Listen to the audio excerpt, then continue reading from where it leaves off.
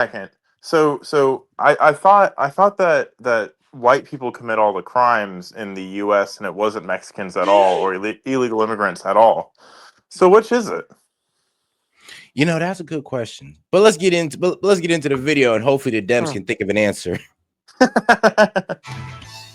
President Trump is talking about cracking down on crime. The Democrats don't have much of a response, and a whole lot of other things at a televised cabinet meeting that lasted more than 3 hours. The crime crackdown here in Washington has led Trump to declare his unlimited authority.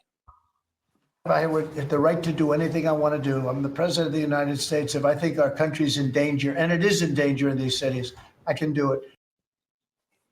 The president had been planning to send National Guard troops to Chicago and is annoyed that Governor J.B. Pritzker hasn't demanded them, and Mayor Brandon Johnson is pushing back. So the line is that I'm a dictator, but I stop crime.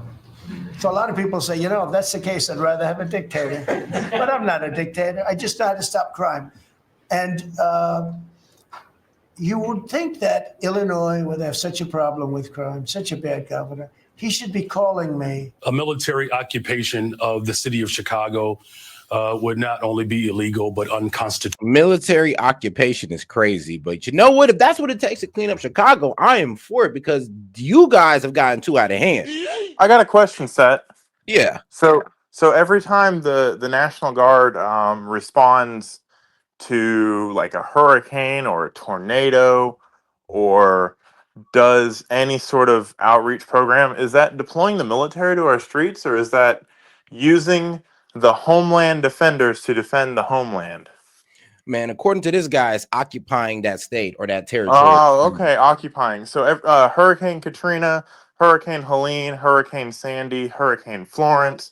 Hey, Monty, you ever heard of being imperialistic within your own country? Oh man, I guess. Huh.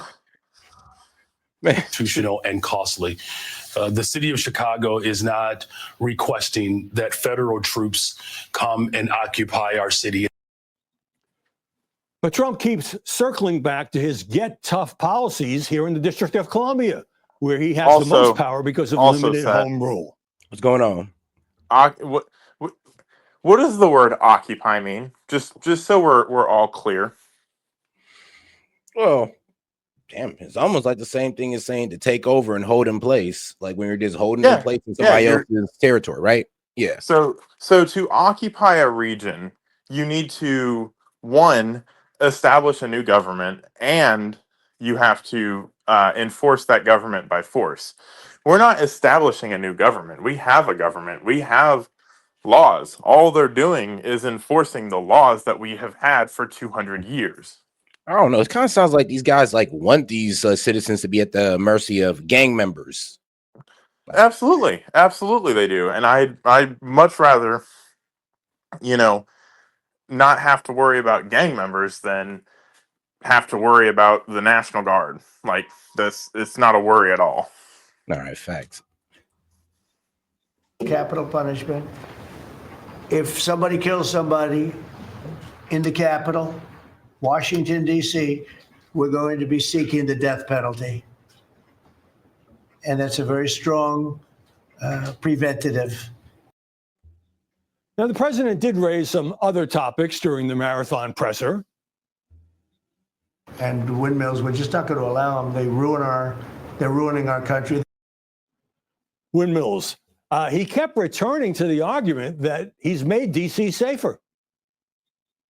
Other reporters and journalists, good people, and you don't have to say it, but that have also been attacked violently, and not violently too, pretty badly.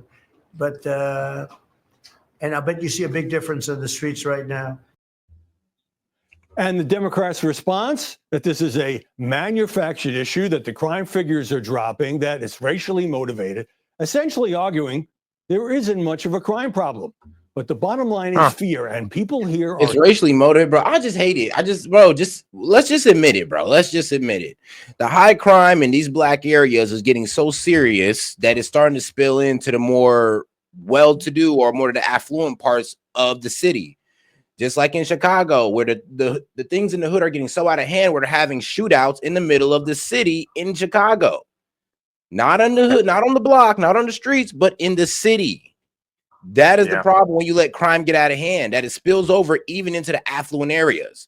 Like It should have never got out of hand in their communities. This whole idea of policing the fucking nicer neighborhoods is dumb. It makes no sense because you're gonna stop symptoms of the problem and not just go attack the problem. Man, I mean, according to Chicago, it sounds like attacking the problem may be a bit out of their hands. And like I said, Chicago's gotten pretty bad. Like, bro, we're talking about we got 14-year-olds that's walking around with heavier firepower than the police. Than the police, bro. Like the police pull up and they know that they probably don't have the same type of artillery these guys got, and they're probably gonna get you know what's outshot. crazy? Like even in liberal ass Washington, you have every officer has an M4. Every officer has something other than a pistol to defend themselves with. So I don't know what the hell they're doing in Chicago. Yeah, but that's a problem. I don't think they can use that type of they have to do that type of that's authorized force they'd have to use on them. They never got that for them. But when you're facing gang members, you might want to have to do that for these guys. The only time they pull those out is when they hit a raid, but not to handle your everyday shootout in Chicago. Yeah, drop a fucking couple Bearcats and fucking drive them through the fucking cities and police the fucking neighborhood. You know where these people are. You have intel on the streets. You know what their operations are. Go take them down. Yeah, and start honing down on crime because there's a lot of killers out there just walking around on the streets, just claiming bodies left and right. So and you just let it happen. And bro, when I literally tell you there are little killers on the street all over in these hoods who literally walk around talking about I killed this guy, that guy, is like wild. You're looking at this guy like, how are you not in jail? You're just out here talking about it. Like it ain't just the rap videos. They do that in real life.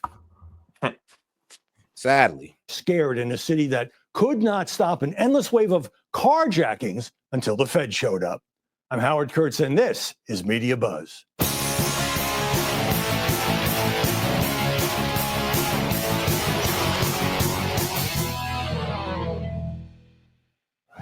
The media are deeply divided, with some commentators defending the president on crime. 5 years ago, reporters were calling the president an insurrectionist, but now they're just grateful they're not getting pistol whipped. More people are killed in Chicago than anywhere else in the state, the country. And by the way, murders may be down, but they're still unacceptable. The Democrats, man, Trump has their backs up against the wall, doesn't he? Now, all they know is failure. All their policies have failed. Damn. Others are challenging his motives and his results. This isn't the way to fix the problem of actual crime. This has everything to do with intimidation and Donald Trump's desire for martial law. Donald Trump is attacking cities with large Black and brown populations, with a lot of immigrants, and with Black mayors. All three, D.C., Chicago, and Los Angeles. I know, because those are the places that have high crime, with a whole lot of immigrants, sadly, a whole lot of Black people, and a Black mayor. Those are the three recipes for a city with high crime. Like, there you go. That's how you do it. I mean, I guess that's all you need is a whole lot of immigrants, some Black people, and a Black mayor. And there you go. You got a high crime city. I mean, all right, case in point, we got Chicago, we got LA. I mean, it used to be Shreveport, Louisiana. I mean, shoot, if you add those three elements, you got a high crime city. Tough. I do not think that is by accident. What the president is saying is he wants to have law enforcement with long guns in these neighborhoods to put fear in the minds of those residents in communities that are largely led by Black mayors. I know. Joining us now here in Washington, Guy Benson. The Black leadership sucks. Thank you. I mean, we actually need to get to that. Our Black leadership sucks. There you go. The truth that needs to be said out loud. We have terrible Black leadership. There you go. Benson of townhall.com, host of the Guy Benson radio show, and Lucy Caldwell, a board member at Renew Democracy. Guy, the day after the Trump press conference, an insane transgender gunman killed 2 children and wounded 17 others at a Catholic school where they were praying It is shocking. It is heartbreaking. It is hard for me to talk about. So crime is not a manufactured issue. Oh, of course not. I mean, not in Minneapolis, not in any of these major cities. And what's so interesting to me is playing that montage that we just did, people saying, oh, this is about striking fear into the hearts of residents of these cities because they're led by Black leaders. I think that's delusional. I think the point here, especially in Washington, D.C., is to strike fear in the hearts of criminals who've had the run of the place for a very long time. Here's the problem with a lot of these Black mayors are actually Black radicals, to be quite honest with you. They have very racist policies. For some reason, they don't believe in helping out all their constituents. And then they kind of like, well, they kind of bend the knee to any Democratic agenda. Like this guy, well, like the Chicago mayor, like, look, bro, literally is in trouble for giving like $300 to $600 million to illegals to help immigrants. And while his people in Chicago are suffering, not just from crime, but from be real, you being in an impoverished area as well. So high crime and an impoverished area, you're out giving out money to who? Not your people, but to illegals. I mean, yeah. This is what I mean. And it's not just this guy alone. Like, trust me, there's other examples of Black mayors doing these same bullcrap.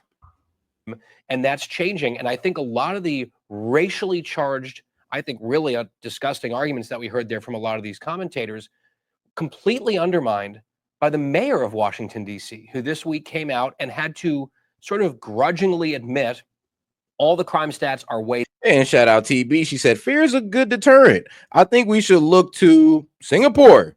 Well, I mean, you know what? Yeah, that could work. That could work. Hey, look, if being hard on crime, if attacking crime like in DC, if it gives us that effect, I'm all for it. Bring them in. There's a whole lot of cities who need them because sadly they got, well, a whole lot of immigrants, some Black people, and a Black mayor. And now, and some reason that just creates a high crime city. And it's not supposed to be that way. It's not supposed to be that way, but it is what it is. Down. We hadn't had a murder for the better part of 2 weeks in the district, which was unheard of for a long time. Right. And she basically thanked the federal presence. She did. So I mean, that makes Bowser. Yeah, it makes it a lot harder. Yes. A Black female making that argument. So is that a racist argument now or not? Lucy, we've been through so many of these school shootings, going back to Virginia Tech, Sandy Hook, Parkland High School, Uvalde, and the devastating effect they have on a community. And now, because there's been so many of them, it's a big story for a couple of days. Yeah, I mean, it is obviously terrible. And you can actually even see how even some conservative commentators, including on this network this week, have started to say this is really a problem and we have to contend with the fact that young white men are disproportionately committing these school shootings. Trey Gowdy was saying that right after this happened. I do want to say, I think that on the DC front, I think that the racially charged language is certainly really, really unhelpful. And we saw that elsewhere. Hakeem Jeffries giving actually, I do want to move to this video real quick just to show you some of the buffoonery that's actually going down in Chicago. Then I'm going to show you a clip from some spirited people in Chicago who truly disagrees with what their mayor is doing. And you'll see it. And you'll see how this guy reacts to it. All right, let's get into it. You've spent $300 million of taxpayer money on illegal immigrants. You're putting the interest of illegal immigrants above the interest of taxpayers in Chicago. Flashback. Close a $500 million gap in the city's 2024 budget. Personnel, pensions, and resources to address the migrant crisis, all costing the city millions and millions of dollars. A few moments later. Right now, Chicago is facing a illegals are net positive, though. $1.1 billion budget gap for 2026. The city is grappling with a $1.1 billion budget shortfall. We have reached a point now where there's no return. A frank admission from Chicago Mayor Brandon Johnson. A looming budget crisis could be even worse than expected without new taxes or cuts to city services. So let's talk about what's going on in Chicago because the chickens have come home to. Now hold on, let's sec, because that ain't even the main part. This is actually the funny part here because this actually went viral because this guy here, bro, he done pissed his people off that much to where he got Black voters wearing stuff like this. Chicago flips red. Like, look, bro, when you got your constituent wearing stuff like that right there, yeah, you done effed up. But let's hear this sister out. You all sit up there and say it, You will not allow Trump to come in here and get these illegals. Yeah, you can smile. We're in $1 billion deficit. And you spent half of our money, half of that on illegals. You campaign and double down that you would not raise property taxes. I won't raise your property taxes. You wanted to raise our taxes $300 million. They shut it down. Now we back here for $150 million. Okay. See, this is what we asking now. Since you want to crash out, some of y'all say y'all willing to go to jail for it. Trump, Tom Homan, make an example out this Negro right here first. Please come here first, because you know what? We gonna we want to for real. Ma'am, I would ask that you. We want to for real. Oh God, when it comes to portraying your people for illegal immigrants, he's guilty. Got Uncle Ruckus because. Hold on a second. Stop her time. Stop her time. Just a second. Just a second. Stop her time. Ma'am, I would ask that you, if you want to continue speaking, you have to make sure that your language is appropriate. Okay? All right. Nah, she turned up. Okay, you can. Nah, I'll be pissed too. Like, you tell me to stay calm. You're trying to raise my taxes, and you're out here not really giving out to the people. We're in a $500 million deficit, and you gave damn near a half of that budget to illegals. While the people out here are suffering. When you're at that local of a level, this isn't just the federal government spending half a billion dollars. This is like, you can point to in your line item, you gave $622 or for whatever example, of your property taxes to go to this. This isn't like, some small potatoes. Like, this affects these people that own these houses at a much higher rate than if the federal government just loses $500 million. $500 million. Part though, like, not only did he do that, but then he tried to raise taxes on his own people to cover it up, to cover the deficit. Yeah, he's trying to, like, don't do that. Like, while you let this play, I'm gonna go and see how many people own property in Chicago. All right, and see what the average taxpayer paid for this. This is Chicago, right? Yeah. And it was $500 million. It was I think it was like 600. Yep, 600 million. 600 million migrant spending. And I'm gonna go look and see how much each homeowner paid for that. Gotcha. Okay. All right. Alex. Okay, you can begin her time again. You're gonna spend our tax dollars to go, Michael Rodriguez. You said to take Trump to court to protect these illegals. That's cool, because we about to make all of y'all aldermen famous. Y'all think this ass gonna rat? I think not. Flip Chicago red. We not playing. This was gonna happen to you. You got Cash Patel and Pam Bundy that you're gonna have to deal with sooner than later. Ooh. Then it's gonna be an audit. Next, it's gonna be an investigation. Then it's gonna be an indictment. Ooh. Conviction. That's what's gonna happen. Oh, he brought up the jumpsuit. Nah, he brought him the jumpsuit. He's like, no, this is what you need to be in. Take that suit off and hop in the uniform that you need to be in. Hey, Seth, I just did the math. Yeah. I just did the math. So there's 522,000 homeowners in Chicago. $600 million divided by 522,000 people is $1,149 per person, per homeowner. That they spent on illegal immigrants. Damn, I mean, that could have been rent. That could have been doubled. That's a month of rent. Exactly. That's groceries. But let's divide that by 12. That's $95 a month. 95. That's your fucking phone bill right there. A month going to an illegal. Wow.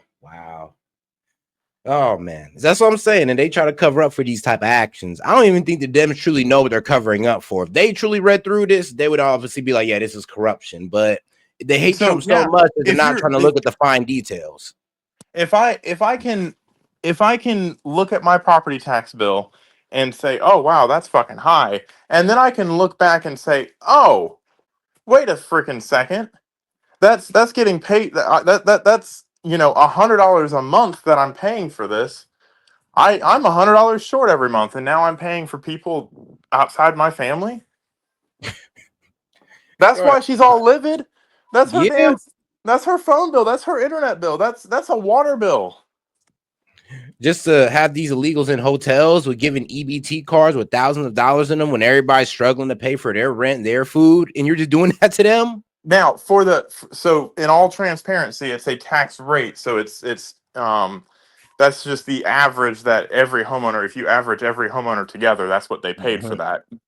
But still, come on. That's ridiculous. Mr. Brandon Johnson, I'm up here. Make America I am great. speaking right now, so I would love your undivided attention, please.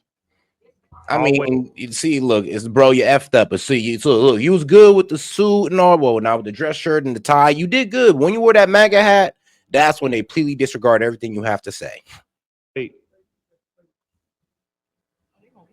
So this just proves to you the lack of leadership that you show in this city. You can't even give me straight eye contact. Now, I'm gonna let you know now, the people of Chicago, we're done with you. It is insane how we have been voting Democrat for over 60 plus years, and we've never seen a change from people like you, Lori Lightfoot, Robbie Emanuel. It is insane. Chicago was 37% red. In 2020, it was only 15%. So we're waking up. So you can pretend that this isn't happening, but I know for a fact that you will not have that seat the next election. You so strong about protecting those aliens, but you won't do nothing for the U.S. citizens. And this is why I say when Dems act like they speaking up for the black community and all this good stuff, you're not.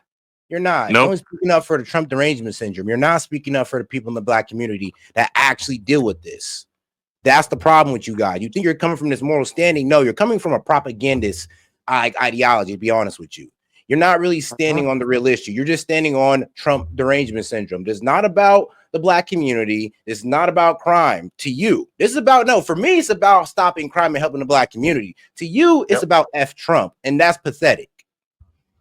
But all right, let's keep it going. To shout out to this old lady. Have that seat the next election. You so strong about protecting those aliens, but you won't do nothing for the U.S. citizens. I got a great way how we can what we can do with this budget. First, let's start with cutting off illegals, getting free everything. Ooh. Free housing, free schooling, free food. School. Yeah, let's start with that. Food. That'll save us a lot of money. What, 600 million? Let's start there. Then let's start with your salary. Ooh. You are going down in history as the worst mayor in America. Let's start with cutting yours.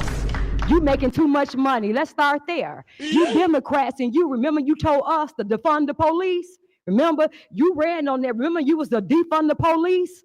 Let's start with that. Let's defund the police detail that you have. Oh. And let's put the police back in our neighborhood because we're not for defunding the police. Won't you just practice what you preach? Remove all the details. We saw you coming in today. You had all the police presence. So let's take some of that away. So you can actually live in fear like the rest of your constituents and how they got to deal with the violence that you allow in the community. Yeah, let's take your security away. Man. I know, right? You don't piss off the black old ladies. Ooh, shit. I know. If you got black old ladies yelling at you, you done effed up, dog. Because them are some pretty patient people. They have a lot of patience. And then as soon as it flips, you better watch the fuck out. Man. But all right, let's get over to our guy, Westmore. We're going to get into him too, because trust me, his people got something to say too. Baltimore and Oakland, we don't even mention that anymore. They're so far gone. We're not going to let it happen. We're not going to lose our cities over this. Westmore was telling me I want to walk with the president. Well, I said, I want to walk with you too someday, but first you got to clean up your crime because I'm not walking in Baltimore right now. Baltimore is a hellhole. And this guy, I don't even think he knows it. President Trump this week challenging Maryland Governor Wes Moore and renewing his threat to send the National Guard into Baltimore as he considers expanding his Washington, D.C. crackdown to other major cities, including Chicago and New York. Baltimore, like most cities across the country, has seen a drop in crime and homicides in recent years, but still remains one of America's most violent cities. So we traveled there this week and walked the streets with Governor Moore. Ooh, that ain't oh, this is the most disingenuous BS I've seen. So are y'all walking the hood? Because that looks like a mighty nice area. No, bro. The next video I'm about to show you is gonna piss you off. They're shutting this whole fucking area down because the news is there, because of fucking political appointee or political persons there. That you can't even move in that city right now where they're walking. I've seen when a governor walks through a town. I've seen when a mayor walks through a town. You know what happens? Everybody that they haven't run a background check on gets kicked out. Eef, tough. Democrats are tackling crime while taking on the president. Violent crime has clearly declined in the city, and yet Baltimore has the 5th highest rate in violent crime, 4th highest murder rate per capita in cities over 100,000. This was one of the big reasons why I ran for governor in the first place. Because the year before I was elected in 2022, Baltimore was averaging almost a homicide a day. And you're absolutely right. I mean, while we still very much have work to do, it's very encouraging the fact that Maryland has had amongst the fastest drops in violent crime anywhere in the United States over the past 2.5 years. It would just be great if we could have a president in the United States. Maryland, I mean, what about the troubled area of Baltimore? I mean, that's where it's concentrated at. What about those guys? Baltimore, you're right. And it's not focusing. Yeah, go ahead. It's not hard to have the quote unquote fastest growing anything. We proved this with Muslims, right? Muslims, the fastest growing religion in the United States, and they have like 0.1% of the population. Well, you go from 0.1 to 0.2, and now boom, you've grown 100%. You go from 1,000 violent crimes committed a week to 900. Boom, you just dropped it by 10%. And of course, like when you have big numbers like that, it only takes small numbers to fucking make big numbers look better.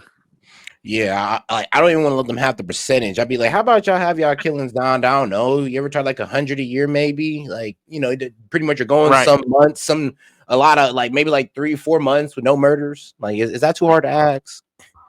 God, it's to actually understand that this is one of the great American turnaround stories that's happening right now, and we would love the help to be able to continue to do that work instead of this arrogant criticism and cynicism that he continues to introduce into the conversation. But you have to admit, Governor, that there are people out there who don't feel safe. And you can tout what you have done, but that is a real problem to people. Yeah, I know. So my heart breaks for anybody who is coming up in our community and doesn't feel safe in their own neighborhood, because I know what that feels like. I would love more federal support, but federal support on things that actually make sense and not things that are performative. And you're talking about the National Guard, and you're saying that's performative. Oh, the National Guard is completely performative because the National Guard is not even trained for it. In fact, the National Guard does law enforcement training. They do training for disasters. They do training for national emergencies. Correct. And as the Commander-in-Chief of the Maryland National Guard, I am not just deeply respectful, but very cognizant of the skill sets that our National Guards bring. And the National Guard is not trained for municipal policing. You know who is trained for municipal policing? Things like local law enforcement and things like FBI agents and ATF agents who, by the way, in the president's proposed budgets, actually cut funding for them. And yet one of the things that they're trying to do in DC with the National Guard is have them back up local law enforcement. They're picking up trash. I know they're picking up trash because they basically done cleaned up crime. There hasn't been no murders, like crime that went down dramatically. So yes, they're picking up trash. Like, I mean, you should be happy. And shout out to TB, y'all. I'm sorry, but I have to say, Americans buy the most drugs in the world. We got to stop funding crime too, which is a fact. I would say this though. I mean, but hey, we're giving access to these drugs due to the trafficking, and well, yeah, mostly due to the trafficking. If the trafficking gets cut off, we have no access to these drugs. Now, here's the thing. will we ever get to a point where we'll never have no heroin, no fentanyl, no cocaine making it over the border? Maybe. I mean, it's possible, but I know right now it's a little bit too high to be comfortable with. We definitely do got to cut these numbers down because the cartel's been making a whole lot of money off us for the past maybe like, well, really forever. But under the Biden administration, we're talking about drugs, human trafficking, etc. So, hey, I say as long as we get a reduction in how much drugs make it in here, we're tackling. Well, we are going to tackle it, and that's giving less supply for Americans to buy. That's the best we can ask for now. Definitely picking up trash in certain places, but if you look at the crime, and you've heard Mayor Bowser say 87% reduction in carjackings, robberies, cut by half. Why wouldn't you want that here if that is actually helping? If the president of the United States were to have a serious conversation with me and say, what can we do, particularly when you look at the cost of the National Guard of well over $1 million a day, what could we actually do? Do you know what I would tell him? I would tell him things like, we need to make sure we're increasing funding for local law enforcement. He did not. And we have to invest in our community groups. Yeah, he definitely did. I would tell him this. Did he just say it's too expensive for people not to die? Wait, he said that? Hold on. Run it back to what he just said. What can we do, particularly when you look at the cost of the National Guard of well over $1 million a day? What could we actually do? Do you know what I would tell him? I would tell him things like, we need to make sure we're increasing funding for local law enforcement, and we have to invest in our community groups and community organizations. Yep. So she just gave him hard numbers, an 87% reduction in carjackings, amongst other numbers. That was the one that stuck out to me. Mm-hmm. And his response is, the National Guard costs $1 million a day. Do you know what the government's estimated cost of a human life is? What? Like, well, I don't want to give the prison system number, so give me the number, Monty. So the DOT estimates the cost of a human life at $12.3 million. Like that's how much money they'll spend in order to save one life. Yeah, it's like economically, that's what a human life is worth, according to. So, and if you're a foreigner, know what Monty just said, that don't kidnap us while we're on vacation. You won't get $12 million. No, you're not going to get $12 million. That's just like the amount of money that they'll invest in traffic safety devices and stuff per how many people cross the road. Anyway, let's apply that similar logic to high crime cities. If Baltimore is getting a murder every 12 days, which I think is higher than that, they've fulfilled their obligation to taxpayers. So if it takes the National Guard 12 days to stop one murder, or you decrease murders by a rate of get it down to one every 14 days or one every 15 days, they've done their job. The benefit is you've returned on your investment already. If you want to talk about hard numbers and hard money and how we look at it like that. Well, every life that's been pretty much saved or prevented from being unalive, that's like $12 million saved to that $1 million a day that you're complaining about. And then how many? And then for my reference, how many people die in Baltimore? What's the murder rate in Baltimore? I couldn't even tell you off the top of my head like that one. So I guarantee you it's more than one every 12 days. It's let's see here. The homicide rate in Baltimore is 34.8 per 100,000 people. Okay, so what is that? How many murders were in the city of Baltimore in 365 days last year? Around 100. And let's see. The city is on pace to potentially finish 2025 with around 143 murders at the rate of 25 per 100,000 at a historic low. So now they're one every 3 days. One every 3 days. So it costs $3 million. What he is saying is the person that dies once every 3 days, because it's actually less than that, because it's 130 murder or 140 murders, which is 2 point something. So every 2 point something days on average, someone dies at the hands of a violent crime in Baltimore. He's saying you're not worth 2 point something million dollars. You're not worth shit. We don't think that you're worth protecting because the high cost of the National Guard. Damn. I mean, when you put it like that, Monty, like shit. But all right, let's get back to it. Like that's a serious approach how to address this issue. But asking me to deploy my National Guard, people who are not trained for municipal policing, is just not a serious approach. But I want to go back to Mayor Bowser again. She said it has been successful. Why would you say, wait, I want you to ask me this way instead of that way? Why fight with the president instead of having that chance if that is an opportunity that can improve crime? Well, no, and I have no interest in fighting with the president, but I have an interest in fighting for my communities and fighting for our people. And I respect Then deploy Mayor the National Bowser, Guard. and I'm glad that the trend that she has seen over these past few weeks has continued, the downward trend that DC has seen over the past year. That's wonderful. The idea of introducing the National Guard into every major American. Yeah, but Trump had better results than you in 12 days than you had in 2 years. That's the problem. And it's not just the National Guard. You saw what they did in DC. It was the DC police along with the FBI, the Secret Service, To be the honest, ATF. bro, this reminds me of the border. Is like y'all pussyfooting it.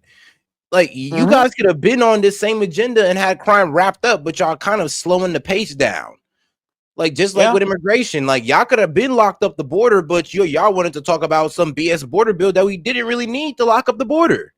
And your excuse is it costs $1 million a day to not have crime. I will take $1 million a day to not have That crime. was the same argument with the border bill. We need money to go towards the border, and Trump struck it down. No, we didn't. We just need to uphold the damn laws, just like we're doing now.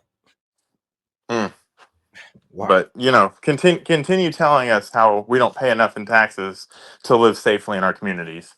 Wild city. It is not sustainable, particularly when you're looking at the cost. Let's talk about President Trump. Your criticism, jokingly sometimes, has really been sharper in the last few weeks. You've called him President Bone Spurs. Obviously, that is talking about his lack of service. Well, I mean, listen, I when the president wants to attack my military record, as someone who's actually a decorated combat veteran, as someone who actually has served overseas, as someone who has defended the country, I just think that if the president wants to have a real debate about public service and about the sacrifice for this country, he should really sit that debate out. I'm not the one he wants to have it with. But is this the way that Democrats are going to approach Donald Trump in the future? Is that an efficient and effective That's how they've been doing strategy for the Democrats?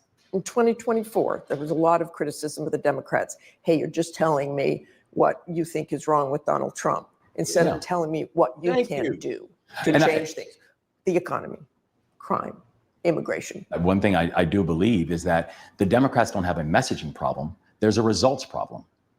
The Democrats have to deliver results and stop being the party of no and slow and start being the party of yes and now, because the frustration that people have, it is real. It is real when people are saying that, you know what, I feel like my life situation has not changed. And so people are looking at all these things and saying, I'm done with all of you. And so that's why I think we have to move with the kind of aggression that is necessary. I want to go back to your service. You served in Afghanistan. You know the president has brought up you claiming you had a Bronze Star in 2006 when you were applying for a job. Why did you do that? Well, I think I'm deeply proud of my service to this country. And I know my soldiers that I serve with are deeply proud, and the veteran community is as well. And I think it's pretty common knowledge or common belief that when your commanding officers and your superior officers tell you, listen, we put you in and we've gone through everything. So as you're going through your application, include it. I included it, and I didn't think about it. But in 2008 on PBS, they said they introduced you, Gwen Ifill, saying you had earned a Bronze Star medal. That's 2008. 2010, you were on the Colbert Show. When he said you had a Bronze Star, you did not correct him. You had to know you did not have one then. I did not. So this guy steals valor now.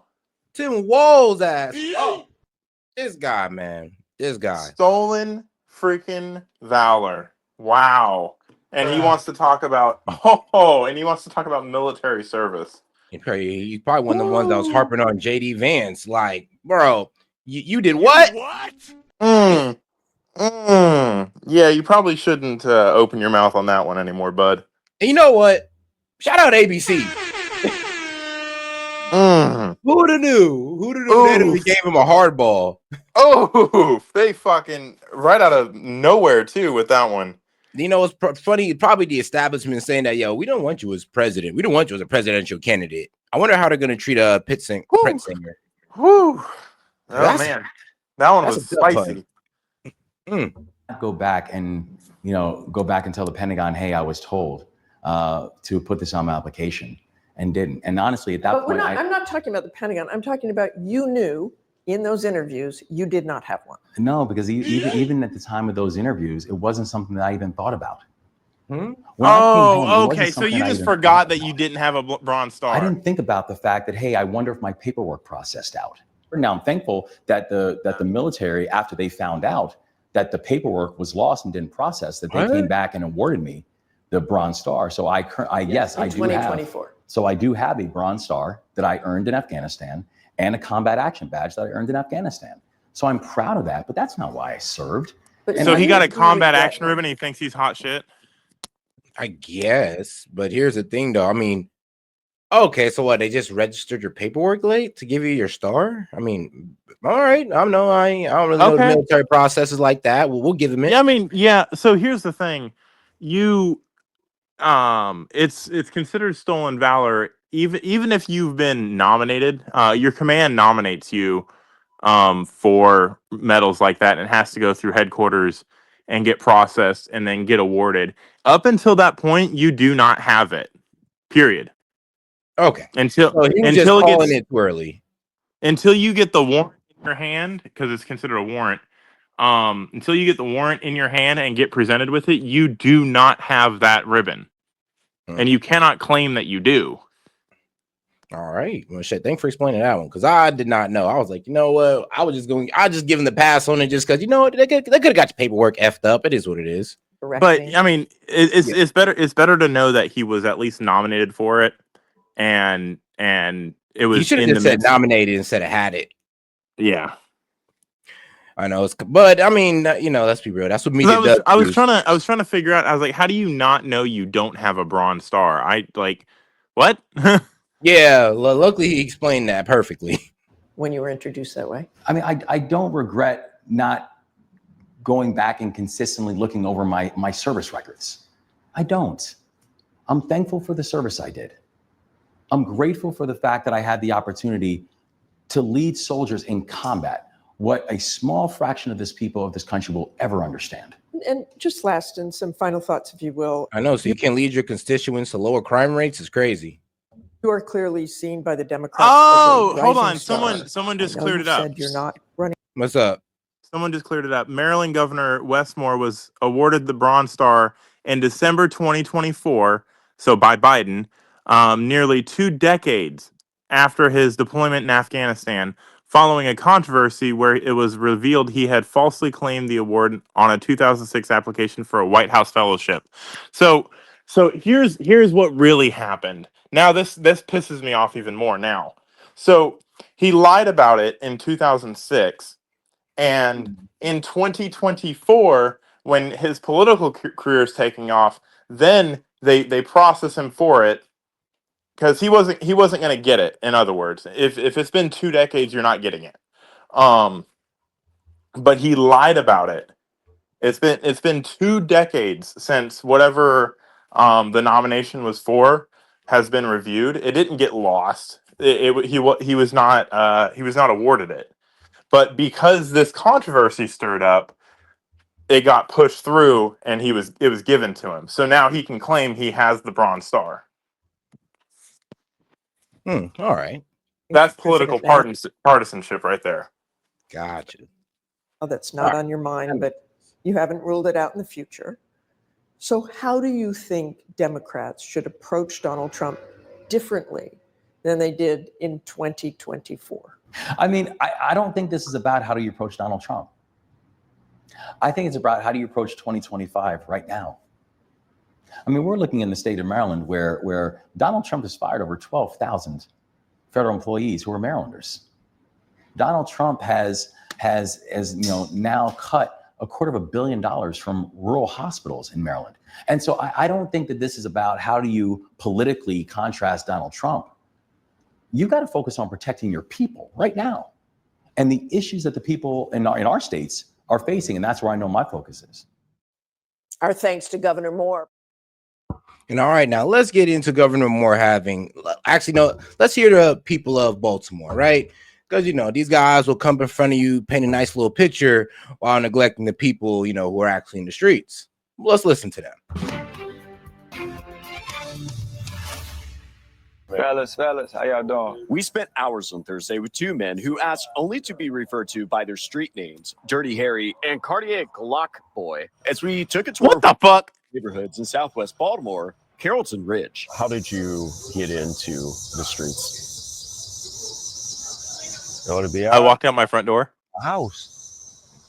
The streets poured all the way off at my house to the point where I ain't had no locks on the door, the windows didn't close, it was just 24 hours. So it became normal. According to court records, Dirty Harry was released from incarceration in 2022 after serving 7 years and 10 days in prison for armed carjacking. Yeah. Both men say they grew up here and had a front row seat to drug dealing. Despite that, they now say they are fighting. Look like they still do. The dudes are walking around with like $3,000 shades on. Don't ask me why I know that. Up here and how to drug dealing. Despite that, they now say they are fighting every day to stay off the street corners and do the right thing. As they are in their fight, both individuals say they see young men in the neighborhood that feel they have limited options to survive. It's no real jobs in the area. They ain't got too much factories out there where these kids can, work long hours, build up some savings and go invest and do something good. Nope, they don't got too much opportunity like that. Their parents don't got too much resources to get them out into places like that. So they usually turn to the closest thing to them. Drugs. You know what? And a gun. If Cool Beans is listening, if he's listening right now, I'd encourage him to use his money and go hire these young fellows and let them work for him. Move them out to a nicer neighborhood, put them up, do everything like that, and then build something out of it. Give him opportunity, since he wants to say that no one else wants to give him opportunity. I mean, here's the thing: there's barely any opportunity like for them, and like I said, their parents can't get them out of that area. It's not them. Now that's the thing, though. Like, get them out the area or bring opportunity to the area. It's like those are the two things we're dealing with. Get them out of the area, and then while they're gone, and in other areas, disperse the gangs, disperse, all these people, move these people to nicer neighborhoods so that it's not just a giant culture of thugging. And then build up Maryland, and let Maryland turn into something else, and get these people out the streets. I don't disagree with him. There is no opportunity. Where the fuck is he going to go to work? I don't see any opportunity in there. Like, those houses haven't been renovated in God only knows how long. So there's no construction jobs. Is like the only jobs around there are like those fast food places, those barely so they all fucking work at Taco Bell. Like, come on, give them a fucking break. And what's a young man gonna do with that? Like I said, they're gonna turn to the streets where they can at least make, I don't know, at the low end, maybe like $300 a month selling who Lord knows what. Oh, they can make a lot more than $300 a month. They can make 30 on the grand low a end. month. On the low end, of course, when they first starting out, they one drug dealer. They ain't no Chapo yet. Somebody who's the right thing. As they are in their fight, both individuals say they see young men in the neighborhood that feel they have limited options to survive. Is somebody who's been in the game, knows it well. I mean, what's your opinion about these group violence interrupters and some of this other diversion activists that you heard, I've heard, who's out here in the streets? Or you talking about like the safe streets and the no shoe zone? That's right. And what Black Lives Matter and all that? That's right. Yeah, where the is they at? Where are they? They ain't out here doing anything. If Black Lives Matter, there wouldn't be so many homeless people and hungry people out here. They walking around chanting like they just throwing a party to me. You feel like it's just a political movement, It ain't or serious. do you feel like they actually care about people like you to get out of these sorts of like the Black Lives Matter group is the black college liberals. That's your Black Lives Matter. Like, and really for you, they come from like middle class areas where they never even have to experience none of that hood shit. They just listen to the music, thinking that they know something. Like it's the worst type of people honestly, go towards when it comes to what's going on in the black community. Because if you ask them, we're the biggest victims in the world and all this good stuff. But if you ask these guys on the ground, they're going like, look, we're looking for opportunity and we're ready for the help. But for some reason, the wealthier among us is trying to put a blanket over us. You know what? Honest to goodness, Set. Like, I wish I were a billionaire. Like, I'm not asking any other billionaires to do this, but if I were honest to goodnessly able to fucking pick a demographic of people to employ, like for like actual fucking legitimate shit, it'd be these guys. On like they can fucking they hustle their fucking asses off.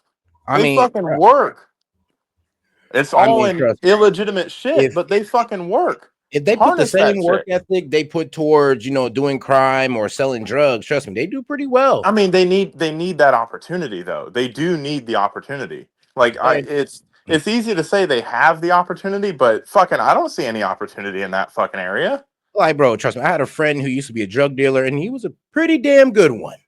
Yeah, and then he went into sales, and it's the same thing.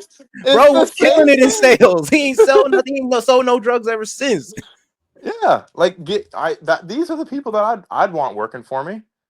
They need fucking some stability in their fucking lives, but I would say I say we want to try to get them while they're young before they turn over to that street life. Not they got work ethic. It's just put in the wrong direction. Because that's the only direction they have. Because fucking policies like this destroy the fucking economy in these areas. Yeah, this is the product of it.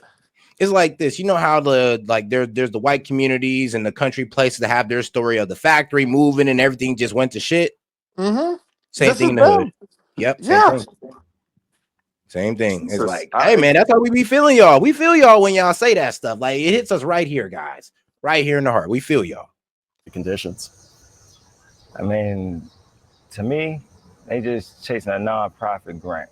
They ain't feed not a soul out here. For the I mean, they didn't even give money to George Floyd's family. They spent it all on mansion and giving it to transgender organizations. So BLM was a complete sham. $80 million sham. BLM can go fuck themselves. Like in all honesty, they can go fall off a cliff for all I care. It's people that they just want, he said it perfectly. They're just chasing a nonprofit grant. They're just chasing people that think that they're going to help the problem, donate some money, and we all know that's why we don't give money to charities as much as we used to, because all the charities just turned into money laundering organizations so people can have their interests fulfilled. If you actually want to make a difference, go into business and fucking help these people out. These are the fucking people that need fucking help. Yeah, exactly. And here's the thing, though. I would even say cut down donations to churches as well. I mean, we don't need any more pastors showing up in a new suit and a new Lexus. Like, my God. We're good on that. Like that pastor should be taking his Lexus that he got from the donation of the people and donating it to some orphanage or some type of child care facility in his neighborhood. Or just use that fucking Lexus to help, 4 or 5 fucking young men get to work.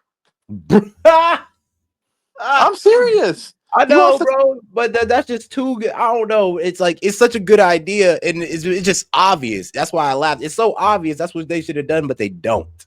They don't. They just leave us to dry and then come in here and act for prayer and money. And yeah, like, oh, okay. Be the change you want to see in the world.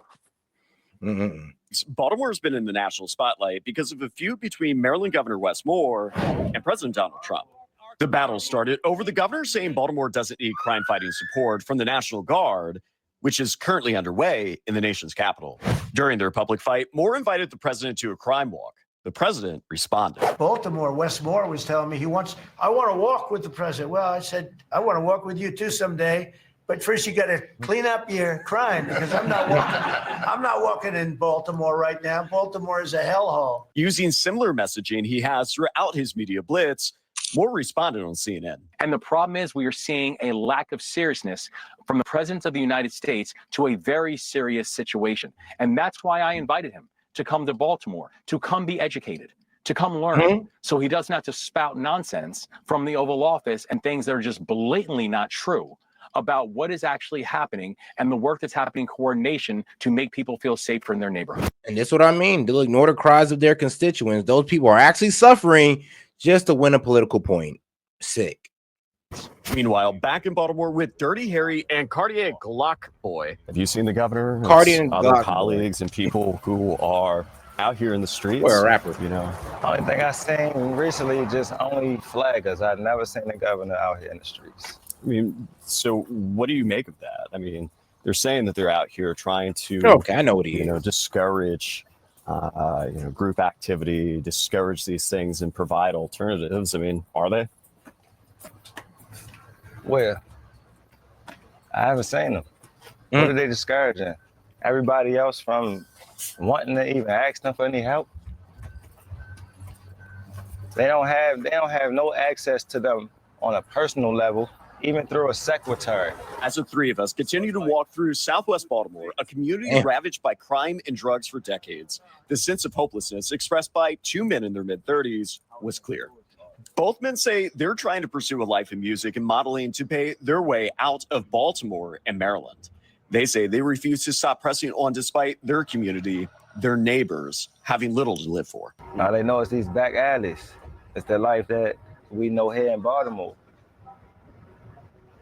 It's numbing, but then you think about it, some people, when they go get in their feelings, they can't control themselves. They're not strong enough, and then they just give up. We are going to continue to examine all sides of Baltimore's continued issues with crime, violence, and open-air drug markets in our pursuit to understand what's working and what is not. I'm Gary Collins. Oh, man, I mean, when you get on the on-the-ground perspective, it's a little different than what they're telling you. It's a little bit wild. But let's get into Kristi Noem on Face the Nation. Yeah, we're about to get into immigration, guys.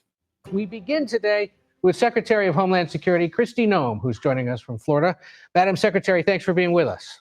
Absolutely, Ed. Thank you for inviting me. Yes, well, we have a lot to discuss. So we want to start with this because we've learned that Immigration and Customs Enforcement is planning on expanding operations in the coming days to Chicago.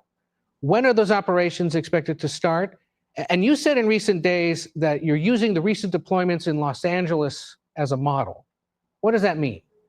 Well, we've already had ongoing operations with ICE in Chicago and throughout Illinois and other